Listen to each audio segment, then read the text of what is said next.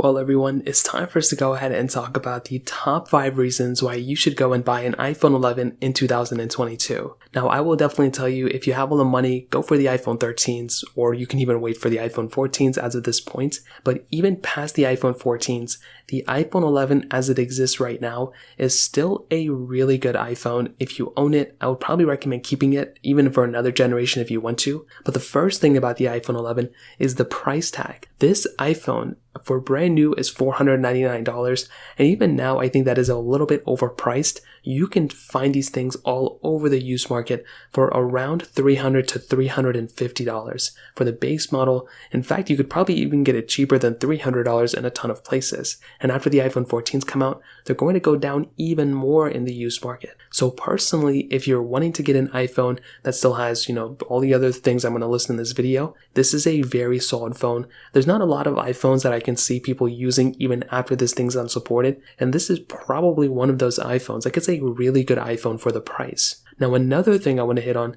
that I don't really hit on too much is the cameras. This iPhone, even though it's not at the highest level of camera quality that we have nowadays with like the S22 Ultras, the iPhone 13 Pro Maxes, this is still a really good camera for pretty much 99% of people watching this video. Personally, I could use an iPhone 10 camera and pretty much still be good with it. I don't really do too many crazy things with the camera, and this thing, with having a 4K at 60 lens for the front and the back, that is a really good type of setup to future-proof yourself for a long period of time. What is the best Apple can do in the next few years? Maybe bring 8K on the back lens, but they're still going to maintain 4K 60 on the front and the back, and this iPhone has that type of capability, which is so awesome. Another good thing that I love about this iPhone is the performance. The performance of this iPhone is still very good. The chipset within this thing is about 3 years old as of this point, but it has the same amount of RAM as the iPhone 13, and even when I've done tons of different comparisons for the last few years, this phone has still done a great job in the performance standpoint,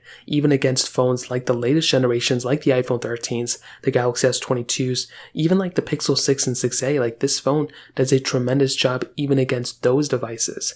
Now, it's not beating those phones, but it's performing fairly well, and I will say it's keeping up. It's definitely a little slow here and there, but from big games that I've played like Genshin Impact and PUBG and Call of Duty Mobile, those types of games, the iPhone 11 does a great job for sure. Now, the future of this phone is also another reason why I would recommend picking it up, and this is because it's going to be getting software updates for a long period of time. This is something that I always look at when I'm getting a phone. For example, if you buy an iPhone 7 right now, there's no point because it's not getting any more software versions, but with the iPhone 11, it's pretty much going to be here for several more years. Is it going to be 2 years, 4 years, 10 years? I'm not 100% too sure, but I know for one thing, it's not going to probably be outdated for the next 2 years. So, again, you can buy this phone today, and rest assured you're going to be getting software updates for quite a bit of time. And the final thing is the battery life. Even though this battery life isn't what it used to be, it's still getting improved with software a little bit throughout time. And even with iOS 15, it took a little bit of a hit on basically all iPhone battery life, but it's been getting better. And even with iOS 16, throughout all the iOS 16 betas I've ran to it, it's gotten the best battery life so far on iOS 16 beta,